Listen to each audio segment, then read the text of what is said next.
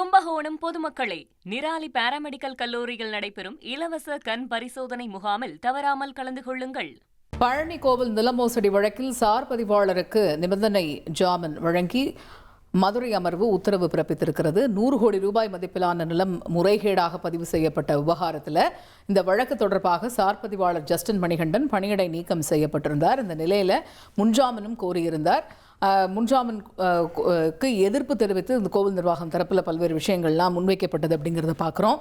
இந்த நிலையில் நிபந்தனை ஜாமீன் வழங்கி மதுரை அமர்வு ஒரு உத்தரவையும் பிறப்பிச்சிருக்கிறாங்க அப்படிங்கிறத பார்க்க முடியுது. கூடுதல் விவரங்களை எமது செய்தியாளர் மாரிசாமி விவரிக்க கேட்போம். மாரிசாமி, ஒரு பக்கம் அவருக்கு ஜாமீன் கொடுக்கக்கூடாது அப்படிங்கிற ஒரு விஷயங்கள் முன்வைக்கப்பட்டிருக்கக்கூடிய சூழலில் நிபந்தனை ஜாமீன் வழங்கி மதுரை அமர்வு உத்தரவும் பிறப்பிச்சிருக்கிறாங்க. இந்த வழக்கில் முன்வைக்கப்பட்ட வாதங்கள் என்ன, விரிவாக விவரிங்க. பழனி தண்டாயுதபாணி சுவாமி மட நிலம் பதிவு செய்யப்பட்ட விவகாரம். 100 கோடி மதிப்பிலான அந்த நிலம் 1.4 ஏக்கர் அந்த நிலத்துடைய அளவு. இந்த நிலம் பதிவு செய்யப்பட்ட விவகாரத்தில் சார் பதிவாளர் ஜஸ்டின் மணிகண்டனுக்கு நிபந்தனையுடன் கூடிய முன்ஜாமீன். நிபந்தனை என்னவென்றால், சம்பந்தப்பட்ட காவல் நிலையத்தில் தினசரி ஆஜராகி கையெழுத்திட வேண்டும் என்ற நிபந்தனையுடன் முன்ஜாமீன் வழங்கி உத்தரவு பிறப்பித்திருக்கிறது உயர்நீதிமன்ற மதுரை அமர்வு. அதில் சில கருத்துக்களை நீதிபதி தெரிவித்திருக்கிறார்கள். அதாவது, பத்திரப்பதிவு முழுவதுமாக எண் ஒதுக்குவதை தவிர, பத்திரப்பதிவுக்கு ஒரு எண் ஒதுக்குவாங்க, அந்த எண் ஒதுக்குவதை தவிர பிற நடவடிக்கைகள் அனைத்தும் இதற்கு முன்பிருந்த பதிவாளர் பாலசுந்தரம் என்பவரால் ஜூலை 3ஆம் தேதியே செய்யப்பட்டு விட்டது. அதுக்கு முன்னாடி அந்த ரெகுலரா இருந்த அந்த சார் பதிவாளர் சப் ரிஜிஸ்ட்ரார் பாலசுந்தரம், அவர் லீவுல போனதுனாலதான் இவர் வர்றாரு.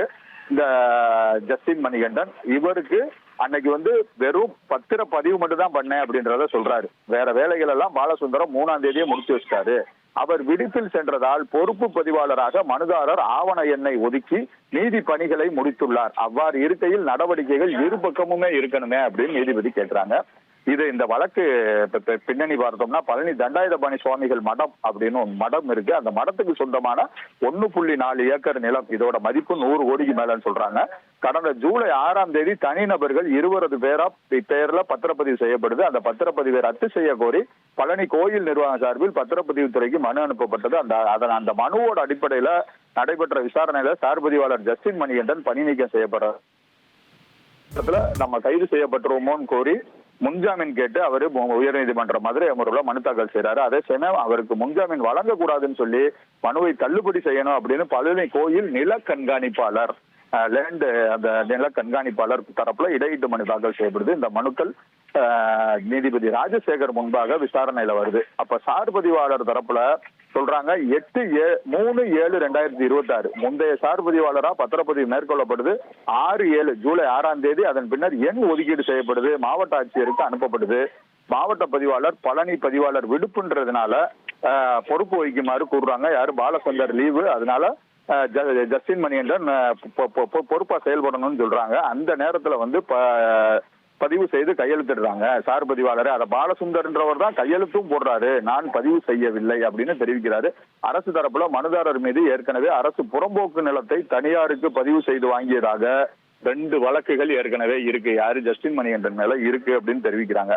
பத்திரப்பதிவு நடைமுறை யாரால் செய்யப்பட்டது அப்படின்னு நீதிபதி கேள்வி எழுப்புறாங்க. அதுக்கு அரசு தரப்புல இருவரும் தான் செய்யறாங்க அதை அப்படின்னு சொல்லிடுறாங்க. அரசு தரப்புல ஜூலை 3ஆம் தேதி பாலசுந்தர் பதிவு செஞ்சிருக்காரு. ஜூலை 6ஆம் தேதி மனுதாரர் எண் ஒதுக்கி ஆட்சியர்கிட்ட ஒப்புதலுக்கெல்லாம் அனுப்பியிருக்காரு. அதெல்லாம் சொல்றாங்க. இதெல்லாம் கேட்டுக்கிட்ட நீதிபதிகள், பத்திரப்பதிவு முழுவதுமாக எண் ஒதுக்குவதை தவிர பிற நடவடிக்கைகள் அனைத்தும் முன்பிருந்த பதிவாளர் பாலசுந்தரால் ஜூலை 3ஆம் தேதி செய்யப்பட்டிருக்கு. அவர் விடுப்பில் சென்றாரு. அதனால ஆவண எண்ணை ஒதுக்கி நீதி பணிகளை இவர் முடிக்கிறார். இவ்வாறு இருக்கையில் நடவடிக்கை 2 பக்கமும் இருக்கணும். எனவே மனுதாரருக்கு நிபந்தனை இடைக்கால ஜாமீன் வழங்குறோம்.